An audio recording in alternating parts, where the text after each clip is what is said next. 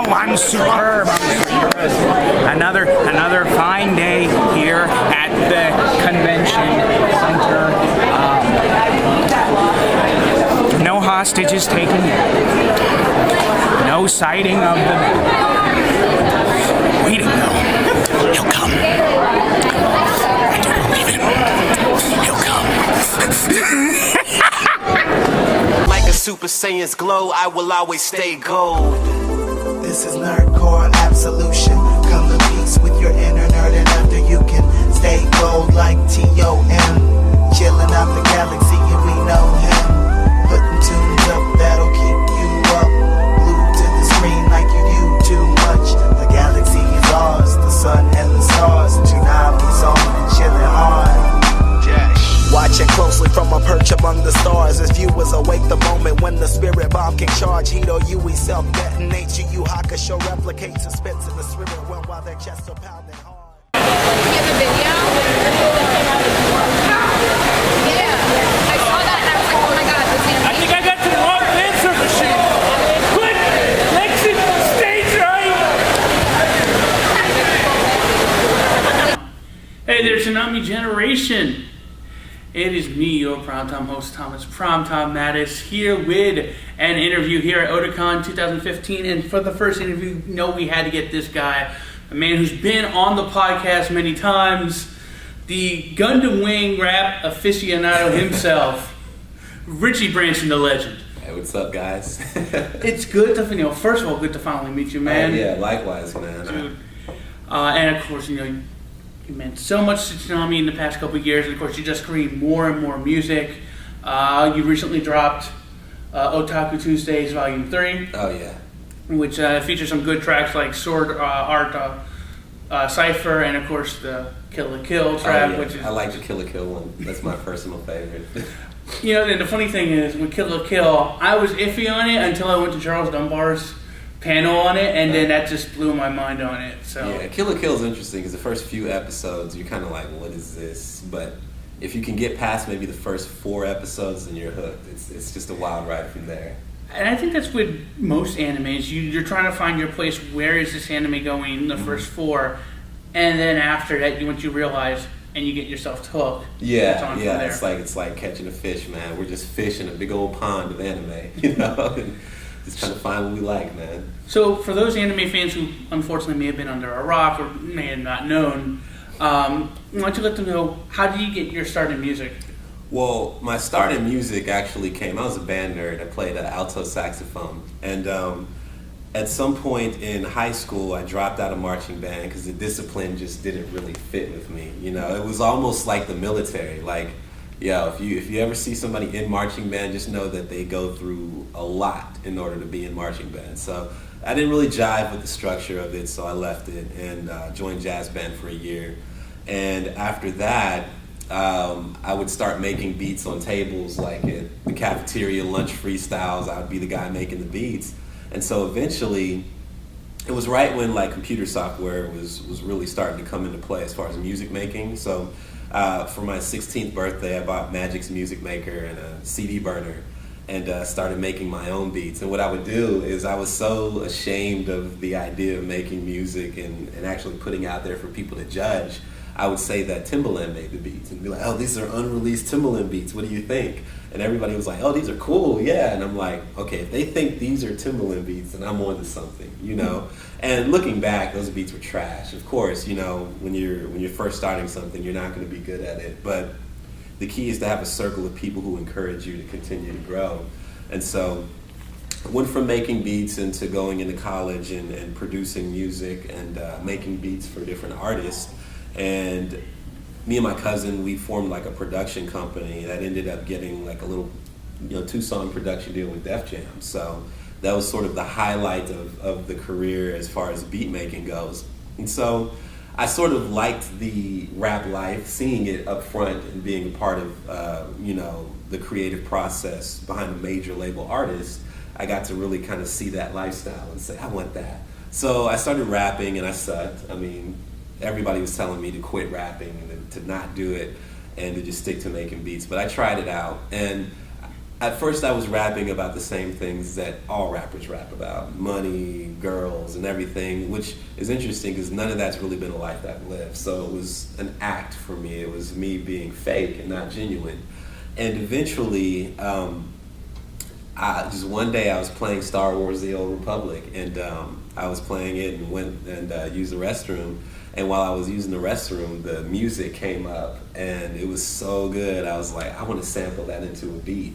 So I sampled it into a beat, and I was like, I want to rap about Star Wars. What the hell? I'm going to do it. So I rapped about Star Wars, and then the rest just kind of went from there. You know, put it out on the internet, and it just got a lot of love. And I was just like, wow, okay, what is this? I completely understand the band because I was in marching band Okay. too. So I understand the military. I'm shocked I didn't kill anybody personally marching in band, especially when they're having you do the crosses. And I also understand the whole point of being in band, you know, being in percussion. Yeah, and just kind doing of the whole drumming, yeah. You know, it's like you live your life by rhythm. Like everything that I do is almost based on some sort of rhythm. It's crazy. It's something to where you don't even know where you're doing it because I can't tell you how many times people was like, "Hey, Tommy, stop!" And I'm like, "Wait, what am I doing? You're pounding your leg or you're banging on the I table." always tap my leg or Yeah. something. It's like it's just embedded in us, you know, as musicians. Well, because you rap about now, we'll call them geek things, but you know, anime, Star Wars, video games, all this stuff. It's now this genre that's become known as nerdcore. So to you, what is nerdcore? Well, to me, nerdcore, it's kind of touchy because I like the idea of there even being a genre associated with nerd rap, that it's so prominent that it would be ascribed its own term. So that's a good thing, that's a plus. But to me, I feel like nerdcore is actually more truer to what hip-hop really is than what we hear on the radio. Because hip-hop is about creative self-expression. It's about being authentic and expressing yourself through rhythmic poetry. And nowadays you have artists who've never lived in the streets that are rapping about being in the streets. You have artists rapping about money that they've never had, etc. Whereas you have people like me and Mega Ran, Kadesh Flow, you know, we're rapping about stuff that we actually enjoy and can actively participate in. And so I feel like nerdcore isn't so much nerdcore as it's actual hip hop, you know, in that we're rapping about our lives that people can relate to. Because, you know, when I hear mainstream music, I hear about Bugattis and Maybachs, and I'll probably never own one. I'll never even be able to step foot in one, you know. But if I'm rapping about, you know, the things I rap about, you can go get a PlayStation, bruh. Yeah. You can go get the Blu-ray edition of Gundam Wing. It's not going to set you back, but maybe $20, you know. Do it. Oh, yeah. Or you could, you know, pirate it, but you can't pirate a Maybach. You can't do it. You know, and it's funny because you just had 50 Cent going to court. Like, yeah, that lifestyle is completely fake. So it's that literally somebody's like, you really want to know what hip hop is? Let me give you this episode of the Boondocks. Yeah, right. right. An episode right. where it's the cribs Yeah. and then they send everybody home. It's just a facade, man. So it's like bringing it back to the honesty of which hip hop was founded. I think is the best thing about this nerd-influenced hip hop. Definitely going back to the late 80s, early 90s, things like, you know, Rappers Delight. Yeah, and they were doing it back then too. Yeah. If you look at Wu-Tang Clan, they were probably the original nerdcore artists because their whole mantra was based on old kung fu music or kung fu movies and whatnot. Yeah. So I mean, there's a reason Gravel Pit is one of my favorite songs from Wu-Tang Clan. Just that whole Flintstones. Yeah. And it's like, you know, all these other rappers, they're rapping and they're, you know, in cars and everything, and here comes Wu-Tang Clan, and they're all dressed like the Flintstones. yeah, In the Gravel Pit. So, now, of course, one thing is that I know is important to you is Toonami. oh yeah, It's such a point that you made songs about it when the April Fools went off, and you said, please bring back Toonami, and then you made another one that was brought back so much liked that they actually used it as the intro for Toonami. So, that was crazy. for you, what does Toonami mean? Man, that represents the basis. Those were like my formative years. When I look at, you know, your formative years when you're growing up and really figuring out who you are, Toonami to me was that guideline to say this is who you are. It's basically, you know, I didn't really understand who I was growing up because I knew I was different from everybody else for the most part. I was like, I'm not the most popular kid. I don't have the hottest girl. I'm just kind of just meandering through high school. But it was Toonami that sort of gave me direction to say, oh, this is what I'm interested in. This is cool. I like this. This gives me something to take interest in. And that is the very foundation of everything that I would do later in life. And if you look at any nerd, any real, authentic, nerd in the literal sense, you can always see it in them through what they do. They enjoy coming to conventions. They love to express their interest, and that's what it is.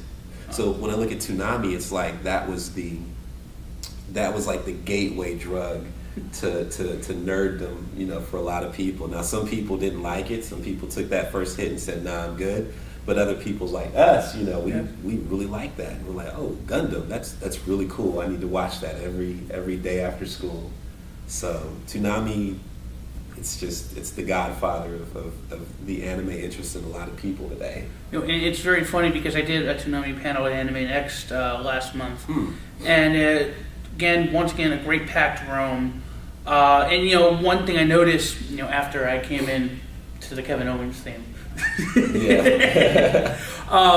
was just the variety and just like there was no definitely like it was more males than females. It was even male, female, and there were so many different races and so many different cultural. There was Asian, Latino, Black, White. It wasn't one group, and I think that's something that's important about Toonami. Toonami reached over cultural lines. Because for like a black guy like me to just get into anime, that probably wouldn't have happened without Toonami. Like honestly, and I can say the same for a lot of people in America. Is before Toonami came and became what it was for us, anime was sort of an underground interest. It was sort of one of those things that you had to get the DVDs imported and hope you can get a good sub, or maybe you'd find a dub, whatever. But the real interest in anime and allowing it, like you said, to cross over cultural boundaries, Toonami was actually the catalyst for that. So a lot of people in America probably owe it to Toonami just for being able to enjoy anime for what it is. Because it put pressure on anime distributors to say, hey, let's get a dub of that, or let's send some subs over, because there is an American audience that really wants this stuff. Yeah, and I think Toonami's doing that again now with its return, and especially with its wider range. That's starting to move away from shonen. So, again, you release things like Otaku Tuesday, and you rap about anime. So, what animes would you like to create official music? Like, they're going to use this music in the episode itself. Ooh, that's tough. Gundam for sure. And, I have some background in orchestral composition, so for me, if I were able to compose like some sort of OST, even if I'm doing a trailer for some Mobile Suit Gundam, anything related to Gundam, I would be ecstatic. Outside of that, maybe if they ever brought back Samurai Champloo, I'd love to do some music for that. Nujabes is one of my biggest influences as far as being a producer, producing music and doing a lot of the music production. That's one of my main influences. So I would love to do some music for Samurai Champloo, anything Mobile Suit related by far. Any mecha anime really, because I just love mecha. It's my thing. Yeah. I apologize for actually having some technical. It just went black on me. Oh no, it's okay. Yeah. So it'll come back up and we'll just cut it. Oh yeah. Thank God I took Intro to TV Production. Yeah. I literally took it this past semester. Well, do you guys want some water since we're cutting here? Yeah. Yeah, that'll be good, yeah. Some agua. Oh, they got it chilled like that? That's crazy. Awesome. Thank you so much for that. I can actually use this to probably cut in one of the videos I'm doing. Like I got a great one. There's a guy walking around as the Joker. And I got a great one of him, Dark Knight style. Oh, like really? literally, remember like when he was torturing the guy and he's like got the camera in his face? Yeah. Exactly like Same that. like that, huh? So whenever you're ready, just let me know. All set, man. Okay. So going on to the next question, why you established a nerdcore, they're good with calling it that. What are some of the top unknown nerdcore artists, musicians that people may have not known of? Because you're getting a lot of people into this genre. Yeah, as far as anime fans, seeing that there's anime raps. Kadesh Flow is definitely a really, really good anime rapper, and we're like I guess what would you call it, like musical soul doppelgangers in a sense, in that we have a lot of the same interests and a lot of the same skill set. And so we actually collaborated in, there's a challenge that the nerdcore community does every year called the VPC, the Vocalist Producer Challenge. So I entered as a vocalist and I was a producer and he was a vocalist. And we teamed up and we killed it, man. We took first place. So he's definitely some pleasure to work with. So there will definitely be more collaborations in the future. Outside of him, and he's sort of more of one of the major ones, I would say. Sky Blue is really dope. He's a protege of Mega Ran in a lot of ways. Like he's really dope too. One Up, Creative Mind Frame, Doug Funny. Doug Funny's really cool. He makes beats too, and they're awesome.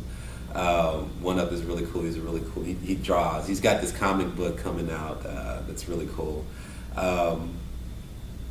Who else would I say just off the top of my head? Samus. Who else? It's this cat, Mr. Wilson. He's really good too. He's Sonic. A lot of Sonic influence rap coming from Mr. Wilson. He's did a couple of projects with Mega Ran that are really, really good. So you got to check out him too. There's so many, man. It's just so many artists out there. And Dominic and Baker Boy, AC Lyrical.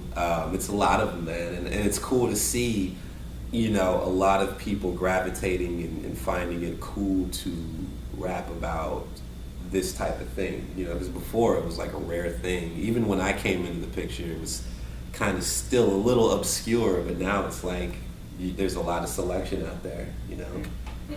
And internet's out there. I mean, I probably would not know about most of these people if it wasn't for the internet and the ability to go on things now, like with Bandcamp and what the SoundCloud. Yeah, SoundCloud is huge. But the only thing I hate about SoundCloud right now is that I can't download because I really want to download the Three-Headed Monster track. I have to email it to you, man. Yeah. That track is so awesome. Oh, God. Great opening. I love what they chose to do with the opening, with the audio and everything. Yeah, that was the last song from the challenge that we were doing. Yeah, that Three-Headed Monster is... Yeah, it's really good. It's awesome. So, of course, being an anime fan, you love voice actors and you love anime. So, what's your Mount Rushmore? We'll start off with the first part. What's your Mount Rushmore of anime? Of anime? Of course, Mobile Suit Gundam, any series from the UC series, in addition to Gundam Wing. So I guess I'll count them as one. So you have Gundam, Dragon Ball, of course. You can't mention a Mount Rushmore of anime without Dragon Ball. Gurren Lagann, that's actually one of definitely my top 5. It's a really good anime. Like, that is the most inspirational anime series I think I've ever seen. Let me think. JoJo's Bizarre Adventure is up there for me too. And then Hunter x Hunter is off the chain too. If I had to go into some more obscure, I would say Golgo 13. That's an awesome series too. It almost reminds me of like a MacGyver, but in an assassin sense. Every episode it's like a problem that needs to be solved. And so I think Golgo 13 is really dope too. Fist of the North Star 2 is an excellent saga. It draws a lot of parallels to me to the way in the imagery of JoJo's Bizarre Adventure. I could tell that the way that they've done that art direction is inspired by Fist of the North Star. So those are like some of my top just staples that I watch over and over repeatedly, despite the series being finished or what have you. So. And the second part of it is what voice actor, because we were talking about J. Michael Tatum earlier. Yeah. Before we were recording. Oh yeah, J. Michael Tatum. So what's your top Mount Rushmore voice acting? I'd say J. Michael Tatum, Todd Haberkorn, and it's funny. J. Michael Tatum is really cool. He's a really cool dude, really talented as well. Really, really talented, like a polymath.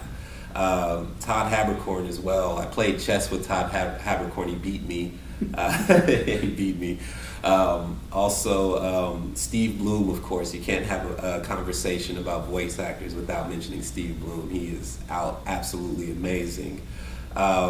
Sean Schimmel is really cool too. I had the pleasure of meeting him. He's a really good.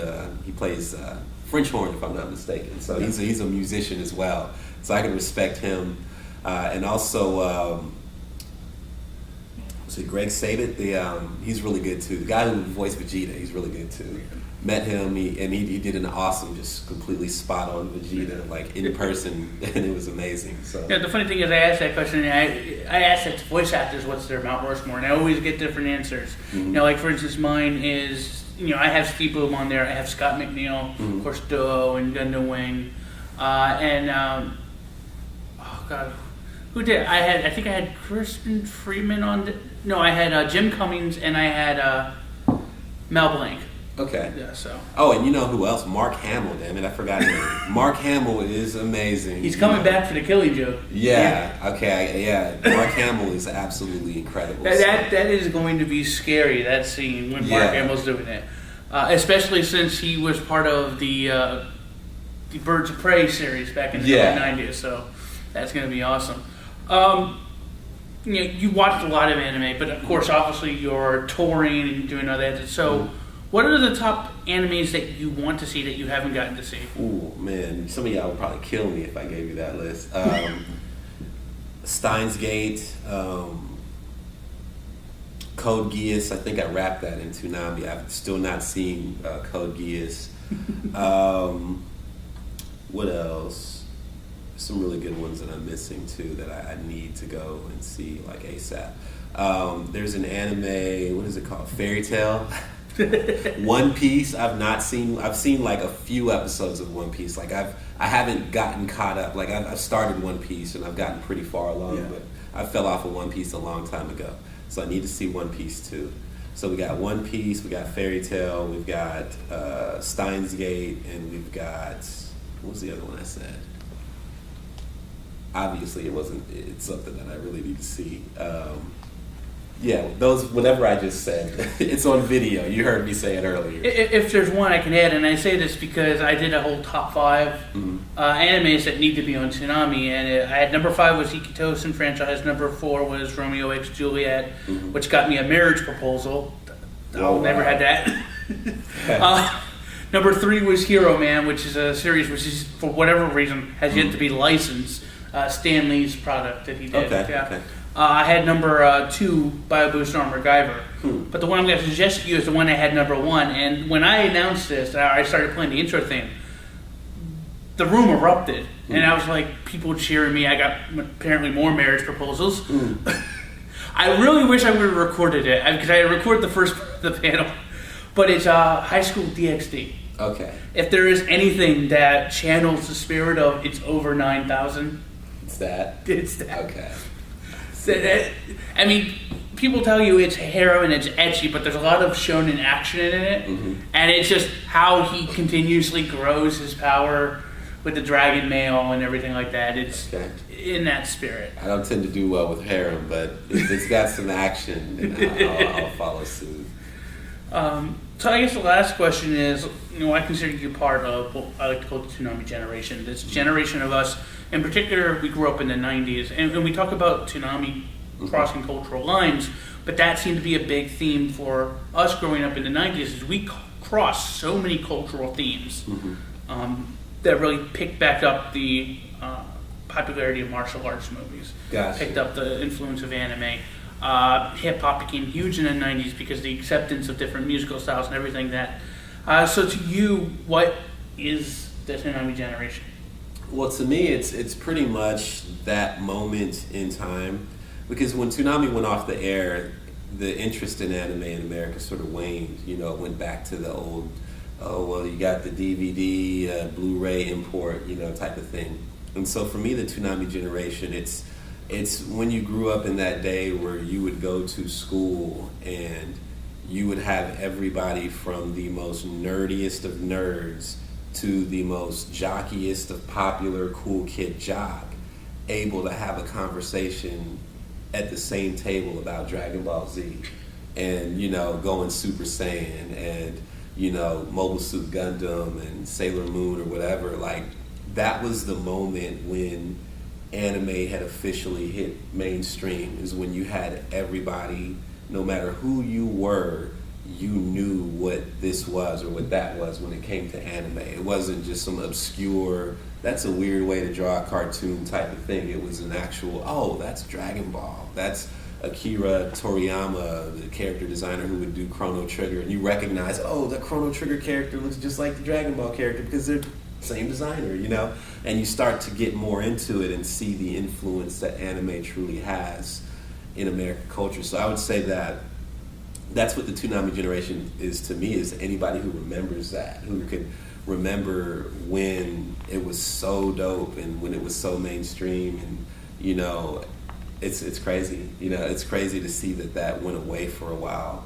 But it's exciting to see that Toonami's back and continuing to grow and not just be just some obscure, you know, block that came back from the dead. You know, it's really starting to get legs of its own. They've got a, you know, podcast. They've got, you know, a lot of interactivity with the fans. It's funny because there are a lot of fans thinking, oh, you got your hours cut. But at the same point in time, I think that it helps them because it helps them concentrate their flow on their actual programming. Yeah. We were actually having this with my friends who I'm staying with for this convention. We were having the conversation at the Hard Rock about, you know, the fact that they were doing too much shonen. Mm-hmm.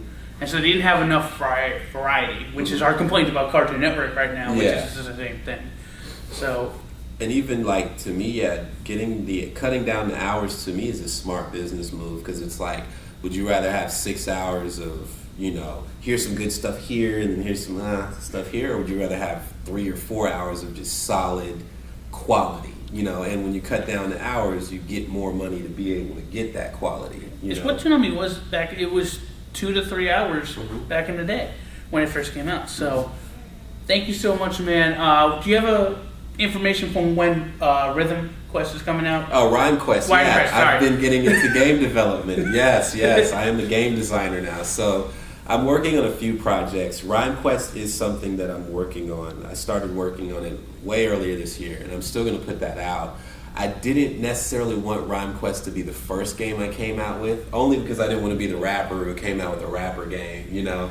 So I'm working on that along with another project called The Execution Game, which is essentially like trivia mixed with a post-apocalyptic thriller. So I will be doing a Kickstarter for Rhyme Quest very, very, very soon. So be on the lookout for that. There's going to be cool perks. You'll be able to get a lot of cool things. So, you know, but it's coming. I would say, if I had to estimate now, because when I started game design, I was overly optimistic. I was like, 3 months, it's going to be out. But programming is a lot harder than I thought it was, and I am moving along at a very steady pace at this point. So I would say by the end of the year, you'll see a Rhyme Quest come out. And what music projects, like any information? Because we know you're working on Project Epion. Yeah. I know people are waiting for that. And well, see, now what I'm doing, just dropped the first single off of the next music project, which is a full-length album about Mobile Suit Gundam in the Universal Century timeline. So I just dropped a Dream song about Char Aznable, and I'll be dropping another Gundam-related song this Tuesday, and continuing on. So I did hear it. I saw it on, because I have you on my feed on YouTube, and I'm like, oh my god, it's new Richie Branson. I have to listen to this. And, you know, I tend to I go in and out of a lot of different mind states, and so, you know, I know I'm not the most consistent artist, but you can expect everything that I do release to always have my heart and soul in it, you know. I think we'd rather have quality over quantity. There you go, you know. Dude, thank you so much. Hey, no problem, man. We're going to have to get together, and like, when I do finally get the courage to finally watch all of Gurren Lagann and not break down and cry. Watch it. I'm going to have to bring you on. I'm going to have to bring you on with some other cats, so we definitely have to get you back on the show for reviewing. Oh, for sure. Yeah, you know, anytime, man. Anytime. But that Gurren Lagann, watch it. Watch it. Watch it. Oh, yeah. It's not that long, and it's really good. We still, for those who go back, listen to our review, not just of Gundam Wing, Street Fighter 2. Oh, yeah. I believe we did Tekken Blood Vengeance, I think, too. We did Tekken Blood Vengeance, Street Fighter 2, Gundam Wing, but yeah, go watch that Street Fighter 2 movie too, man. It's so awesome. So many good things about that movie. And that final fight, it's awesome. So that's it for this interview, my fans. I will be back with another interview So continue to enjoy our Otakon 2015 con special. This has been an amazing con too. So if you're not here right now, then what's wrong? Come, throw them your money and go see the sites because it's really cool. So Vegeta, how do you like Otakon so far? Oh, why is there so many lines? Why can't I kill everybody? Oh, well, at least it can't get much worse. Vegeta! Vegeta! What's that? I'm haunting you. No! This is amazing. General Press Secretary Vegeta. Okay, we understand. General Press Secretary. I think we're supposed to sit here. Oh, the microphone. Sean had a real plan. We had a plan to say, hi, I'm the General Press Secretary for Vegeta and Goku, and I'll be taking questions for Mr. Vegeta, and please try to limit them to the Middle East and the war going on. It's one like a presidential press conference, because we've never done a press conference before, so we're trying to make it as presidential as possible. Ladies and gentlemen, the General Press Secretary for Vegeta, Mr. Christopher Sabat. Hi! I'm the General Press Secretary for Goku. I'm Sean Schemmel. Hi, I'm going to sit down over here now.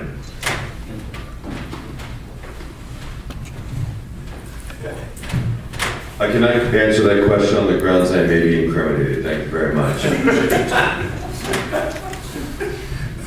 So we've never done a press conference, so this is very fun. So that's why we're goofing around. I guess you guys are. Sean, would you care for a parfait? It's a tough room. Yes, I'd like a parfait. How is this? Okay. It's a parfait suit. So since we've never done a press conference before, we don't. You guys are from various journalistic backgrounds and organizations. Different parts of the world. I know many of you have traveled from the distant lands to be here today. Terrible. Why am I doing this? No, oh yeah, thank you. Can we get a candy remover in here? Yeah, Please? thank you. I want If we could just please keep this on topic, guys. the topic would be, No one's asked a question yet. are we going to deploy Vegeta to the Middle East for the conflict there with ISIS? Yes. James, Teen Beat Magazine, what's your question? Yes. Are you a Team Beat? I'm sorry, no more questions. But can we at least keep it to the ISIS conflict and how Goku and Vegeta will defeat ISIS? No, go ahead, back. So, but kind of bouncing off that, you guys have been voice actors for many years now, partly due to the popularity of Dragon Ball Z and many other anime that you've been a part of, but you've also worked with so many great voice actors. So, in that vein, if there was a Mount Rushmore of voice actors, who would you put on that Mount Rushmore? Mel Blanc, Frank Welker, who else? Unless you want to replace those two people. I don't know. Let's see. Oh, man. It'd be hard to narrow them down to 4 people. That would be. Lynetta, maybe, or... Oh, yeah. Oh, Hank Azaria. Yeah. The guy, he's insane. He just got back on The Simpsons. Bree? Harry Shearer is insane. Yeah. Those guys, I mean, that would be if we had like 30 minutes to actually go through and analyze each one, those names might change, but that would be a good starting point for Billy West. Billy West is incredible. Scott McNeil? What's that? Scott McNeil. Scott McNeil, he's great. Scott McNeil's amazing. Great guy also. Todd Haberkorn. Hey guys. You could put his face on there because it'd be a lot smaller, and then you could fit more people on there. True. And after that, you okay? And bouncing off of that, what roles that you have done do you feel people may not know about, or people are underappreciated by people because all your bigger roles garner so much more attention? Chrissy, I'm gonna let you answer this one first because you've done a lot more anime. Man, I've been so lucky. I play a lot of people who are really cool, and the people really like a lot of them. And it's not because of me. It's just I have a deep voice that sounds neat on really cool people. Let's see. I wish that more people liked the show Sergeant Frog in America. I play a kind of Guro in Sergeant Frog. And I know that sometimes at anime cons, people know who that is, but I just think that show could be far more successful than it is in America. I love playing Guro on that. I think the episodes are far more international than they than you would think they are. They're all genuinely funny. They have great parody in them. I heard a lot of great things about that show. I kinda It's wanna watch such it. a funny show. I would watch. Like, it's going to be the first show I introduce my daughter to because there's nothing. Are there butt bubbles in it? Yeah, you probably are. My daughter made up a word for fart. It's called butt bubbles. She's 4, right? Yeah, she's 4. But she's had that word for like 2 years now. It's adorable. And yeah, that's definitely something I'd like to see people watch a little bit more. Let's see another show that I'm trying to think. All the other ones I'm thinking I'm getting a fair bit of attention, but that's the one that I'm surprised people don't like more. There are a lot of characters I play that that people aren't aware that I play because I am trying to change my voice so much. A lot of people still don't know I play King Kai. A lot of people don't know I play Lucario in Mystery of Mew. I played Shokunabo in the previous incarnation of Teenage Mutant Ninja Turtles, which is like a crazy monstery voice. A lot of people didn't know I was playing the Batman thing and Dark Knight Rises. And I'm happy about that because, like I said, it's when people try to compliment me, say, I heard you in there, I'm like, I'm not. I want you to believe that, I'm this character.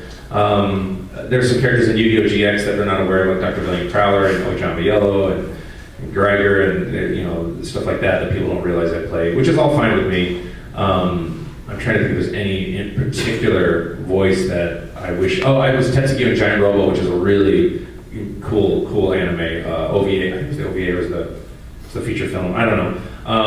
People freak out a lot when I've told them that I'm Kuwabara in Yu Yu Hakusho. That's true. It's a show that they kind of forgot that they even watched all the time. Yeah. Until it's brought up recently. That's true. So those are some, yeah. I'm joking. So, over the years of working on Dragon Ball and Dragon Ball Z and Dragon Ball GT, excuse me, how did you guys evolve your voice and evolve the characters? Because they went through different life events and different events in general that maybe evolved the characters further. Well, part of that is because we're just naturally aging and using our voices a lot. The other part of it is that, at least for me, I was very particular about when we started the show. I had to imitate either Ian Corlett or Peter Columbus from Canada because the show was being dubbed in Canada originally, and then when I got cast based on my ability to mimic that voice pretty accurately. And so I remember when I first got the part, I would ask my producer Barry at the time if I could take home videotapes and watch it over and over because I really wanted the audience to have a consistent voice. And I remember meeting an old friend of mine. He said, "Yeah, they replaced all the voices on Dragon Ball except Goku." And I said, "Really?" He goes, "Yeah." I go, "No, they didn't. They replaced Goku." And he goes, "How do you know?" I go, "Because I'm Goku." So I felt pretty validated that I was getting very close. But as an actor, at some point, you have to own the character and kind of make it your own. And if you even listen to early Simpsons, they're different. And at one point during the Super Saiyan transformation, Chris had told me after the fact that they weren't even sure that I could come in and do the kind of screams that were going to be necessary for this. And they didn't warn me at all. It's just like, it's the next day at work, So I get there, and I'm still pretty insecure about owning the character. And when you say own the character as an actor, it means that you're so comfortable with it, you know how you're going to voice it. It doesn't mean that you own it, it's just that it's something that you know exactly how to play the character now, and you're not taking influence from anybody but the director at this point, or the animation. And so we did the Super Saiyan transformation, and after that day I went home and I said, I'm done listening to those guys, this is the voice I'm doing, I'm done. Now, when we finished Z, I was concerned because I knew we were going to go back and dub the beginning, and I was worried that my Goku gets older, he's roughly 40-ish at the end of Z, I think, and I was afraid that when we went back to dub the first 53 episodes, Goku was much younger, plus I had to go dub 16-year-old Goku in Dragon Ball. And so we dubbed that after all the Z business. So I had to go back and listen to where I started at episode 53 or whatever it was, and go back and make sure from there I didn't sound as I sound a little rougher and manly as the character gets older and he's more higher pitched. So I was trying to make sure. So I went back and listened to make sure that there wasn't a weird dovetailing that didn't make sense. I don't know if the rest of the cast did or not, but because I haven't watched it. But that was very important to me. And as far as nowadays, I don't even think that I can hear more texture in my voice just from screaming for so many years, but I don't think it sounds bad. And I figure if I'm screaming this many years and Goku's screaming this many years, well, of course he has sense of being, so I'm not even going to get to the debate. And he doesn't seem to age. He doesn't seem to age at all. But I think that as far as the vocal changes are concerned, I think they happen naturally with time. And what's weird, Chris will point this out, Vegeta in particular looks really different than he did. If you compare a picture of him at the beginning beginning of the series to the end of the series, he looks like a completely different person. Like, I joke about the fact that he's grown like testicles between his eyes by the end, like because they'll do these close-ups, and if you look at it, it's like these testicles that are right here. He just gets muscles between his eyebrows. And part of the evolution of my voice in that show is that we were really trying to get through that show fast, and fast for us was really slow compared to now, because we were using archaic equipment. We were recording on tape. Yeah. We had these giant tape recorders that we'd have to use in the session. Every time you do a take, you click and it go.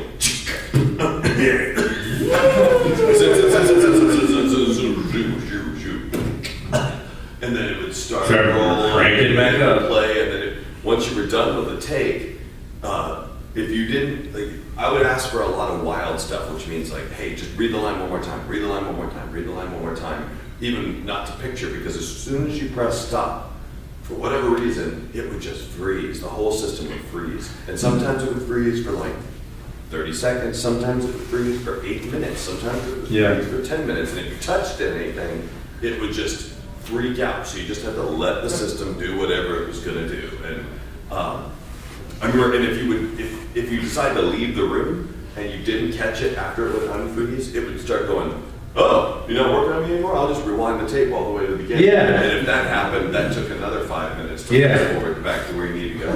It was very slow. So part of the evolution of my voice as Vegeta was first uncovering what Vegeta was going through, because as we were dubbing this, we were experiencing the series in the same fashion that the characters were. I didn't know where the series was going. We didn't know Vegeta was going to be such a big I didn't have access to the American manga. There was no internet back then. We were just, when the episodes would come out, or when we get episodes in-house, we were like, oh, my character does that. Or Sean's like, oh, I'm in a recuperation tank. I guess I'm poor for next month. I called my dad to borrow money. Because Dad, my Goku's sick, so can I borrow some money for gas? He's like, what? And I go, he's in the recuperation tank, so I'm not working, so I have no money. So can I borrow money? He would laugh. He thought it was so funny that I had to borrow money because Goku was sick. And then there was a point during the middle of the series where my Piccolo and my Vegeta were starting to sound very similar to one another, because my voice was just so incredibly damaged from having to do all that screaming for both of those characters.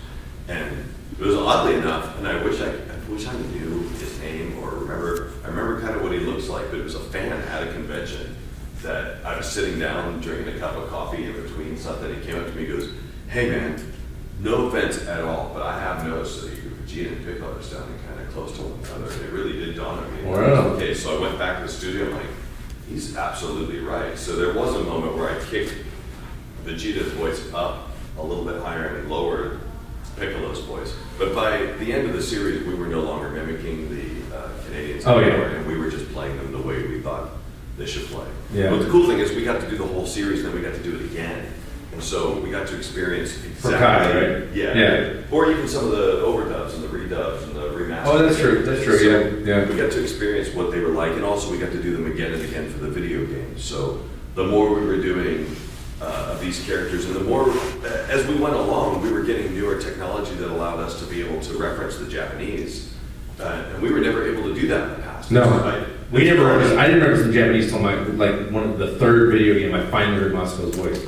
Yeah, we didn't even know what the Japanese voices sounded like when we were doing it. I heard the Mexican Goku before I heard. Oh yeah, that's Japanese. The Goku. only material we had was the Mexican dub of Dragon Ball. That was the closest place that Funimation could get the materials for Dragon Ball Z. So they had to import the Mexican production audio equipment, and we used that equipment to dub it. So a lot of our characters, it's even funny how Majin Buu turned out to sound very similar to the Japanese Majin Buu without us ever hearing it. Yeah.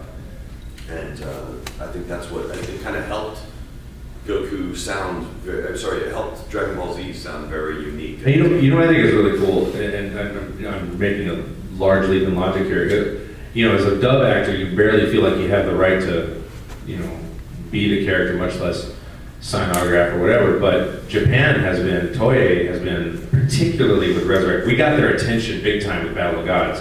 And they came out and did a subtitled Japanese-only premiere in LA, which was huge. and insisted I ride in the limo with Moscow Nozawa, insisted we all go to dinner, insisted, and they were incredibly gracious. And that's unprecedented, I think, in dubbing history, to where they would do that for Resurrection F. I mean, it was amazing that they felt like, and when we got to dinner, they were like, we had no idea it was this big, and they saw the fans at the Egyptian Theater in LA, and I, through a translator, said, oh, that's just the tip of the iceberg. Like, this is a huge, phenomenon and following. So we feel incredibly validated and gratified that Toye and, cast members and producers and directors are like, hey, we think you're awesome too, go for it. And we've gotten word back that they happen to love our dub. Yeah, the Japanese director loves the American dub of it. Yeah, so much so they really wanted us to be at the premiere. They actually asked us to be there. Yeah, that was really, I don't think that's ever happened in American history ever for a dub. So it's kind of unprecedented. In fact, it's unprecedented. Well, what else is unprecedented, and I mentioned this in an interview earlier, is that Battle of Gods was, to my knowledge, one of the largest, if not the largest, pre-sale theatrical events ever. It had for anything. For anything, am I correct in saying that? For the type of event that it was, because it was a limited 4-day engagement that broke a bunch of records in that style of theatrical release. I just love how Dragon Ball Z is like, I'm just going to bring it back to Rush, but you have cult Rush fans and you have hidden Rush fans, and then it's just been growing and growing and growing for years and years and years, and now they're having this huge, they don't call it a farewell tour, but it's kind of a farewell tour. And then all these people are coming out of the woodwork, like when Rush went to Brazil, they had 60,000 people at a concert, they had no one, they did Rush in Rio. Dragon Ball Z is the same way, it's like niche, it's cult, oh nobody knows what it is, and now all these Dragon Ball Z fans are being validated, like, I told you it was awesome, now it's everywhere. And we feel very validated, vindicated, and it's just all over the place, and we have this great movie release coming out this year in a new series. Everybody, we see it referenced in what was it? I don't know, Reed, did you send me something that was a Dragon Ball reference? You see Ronda Rousey doing the wearing Rousey's in Scour at the thing, Marcus Brimage does the same thing, and you see references, and I swear there's a Dragon Ball Z reference in the South Park movie, because they go, Kai's mom's a big King Kamehameha bitch, and then he does that thing with his hands. She wore the over 9,000 shirt at WrestleMania 31. Yeah. Oh yeah. So it is officially a pop culture phenomenon, and I don't think it shows any signs of stopping. So we're just shocked and thrilled to be a part of it. It's so funny because I was so Goku, like when I got the part, I thought when I got on the show, it was #1 Cartoon Network, it was going to be like it is now back then, but it wasn't. So I was like, okay, it's going to be great. And I was real excited, then it wasn't. I was like, well, we're #1 at Cartoon Network, but it wasn't. And I'm like, come on, it's a great show, but it wasn't. And then it was 15, 16 years later, I'm like, I was right, 16 years later. So I'm very happy about that. It's been a great ride. And I expect to be, Moscow's 72, I think now, and she started in her 40s voicing Goku, so I'm like, wow, okay, if I do Dragon Ball Super, if they do a jillion episodes, I'm going to be well into my 50s before I'm done doing this. I'm going to be like deep into my 30s by the time I'm done working. Oh, that's fine.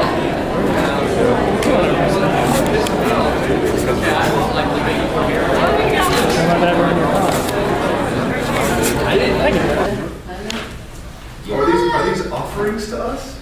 This is wonderful. Thank you. 71 minutes. So I'm Laura Bailey. I'm Travis Willingham. We're totally married. Oh my god. I cannot believe you submitted that. I just totally, I don't know. So what's up? We'll go back to questions, so whoever, who's first? As much as I'd like to ask a question about when the next Vic Travis dodgeball game is going to start, or if you ever change the basketball so I can introduce my street ball name, White Man Can't Shoot Either. Actually, the question is, you guys have been voice acting for ages now. I'm very old. Yes, very old. Thank you for that. Since the old days of the early 2000s, and I want to know, you've worked with so many great voice actors. If they built a Mount Rushmore for voice actors, who would you put on that Mount Rushmore? Oh, no, that's a hard one. That's the argument. Okay, you do it. Mel Blanc Okay, that's would be the George Washington on there. that's good. Right. Before I'm going to do all of them. And I'll be Tiller. Yeah, Jim Cummings. I knew that was going to be Yeah. The cast of The Simpsons. The whole cast. Yeah, because has there's one of the like heads. there's like 6 of them, and they do 800 voices. Yeah, or that's whatever. It's ridiculous. And Travis Willingham as the fourth head. No, I had beat to that. Because, He gets taken out there. Who else? Charlie Adler. Yeah, we like Charlie Adler. Because he's Charlie amazing. Adler is to go in there.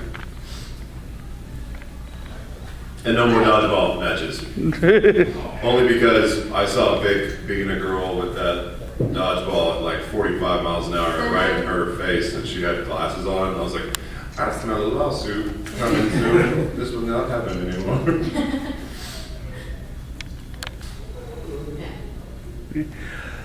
So a lot of your shows have appeared on Toonami, and Toonami has had a huge cultural impact on anime being in the United States. So for you guys, what does Toonami and the fandom of Toonami mean to you? Well, for me personally, I started watching Dragon Ball Z when it was on Toonami in the afternoons, in like 1999, 2000, I think, around then, maybe 2000. And my entire fraternity and lacrosse team and just all these jocks loved Dragon Ball Z, and I couldn't even have told them that it was anime or that it came from this, this culture that we're working so much in now. And Toonami went away for a little while, and then Steve Bloom really helped champion it back. And I think it's just so important because it means so much to so many people, and there's just so many great titles out there. I feel like we wouldn't have the careers that we have right now if it wasn't for Toonami. Yeah, for sure. They really helped It showcase launched it. a lot, Yeah, if it wasn't on Toonami, it was. I had to go to like Target and buy VHS. Suncoast. Of it. Yeah, Suncoast. Yeah. That's not around anymore, right? Nope. There's still one in existence. No way. I was surprised that it's there. There's a mall 20 minutes from here Whoa. called White Marsh Mall. And That's awesome. There's one left in the entire world. I went into Suncoast Yeah. when we, Mashed up this up. after we had done Blue Gender, and it came out, I was still like, I am an animator, and I was so excited about I didn't want to tell people, but I wanted to tell everyone. And so I went to Suncoast, and I was like, so how's that show, that Blue Gender, how is it? And he was like, it's not very good. I was like, ooh. I had to walk away with my head down. I couldn't do it. I think it's good. That guy didn't know anything. Like a Super Saiyan's glow, I will always stay gold. This is Nerdcore Absolution. Come to peace with your inner nerd, and after you can stay gold like T.O.M. Chilling out the galaxy, and we know him. Putting tunes up that'll keep you up. Glued to the screen like you do too much. The galaxy is ours, the sun and the stars. Toonami's on and chilling hard. Watching closely from a perch among the stars as viewers await the moment when the spirit bomb can charge. Hito Yui self-detonates. Yu Yu Hakusho replicates suspense in the spirit realm while their chests are powered.